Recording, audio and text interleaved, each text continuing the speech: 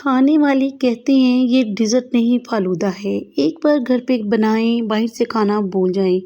यहाँ मैं दूध लूँगी, उसमें कलरफुल सेवइयाँ ऐड करूँगी, चीनी ऐड करूँगी और इसमें मैं ऐड करूँगी 3 अदद हरी इलायची। थोड़ा सा जोश आने देंगे और कस्टर्ड पाउडर का मिक्सचर बना के एक साइड पे रख लेंगे। सेवइयाँ हमारी काफ़ी गाढ़ी हो चुकी हैं। अब हम इसमें ऐड करेंगे 3 कप जितना गरम दूध। ठंडा दूध बिल्कुल ऐड नहीं करना, यहाँ हमने गरम दूध का यूज़ करना है।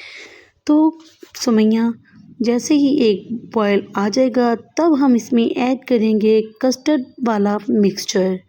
वो हमने थोड़ा थोड़ा करके ऐड करना है, एक साथ ऐड नहीं करना। और देखें डिज़र्ट हमारा बिल्कुल बन के रेडी हो चुका है।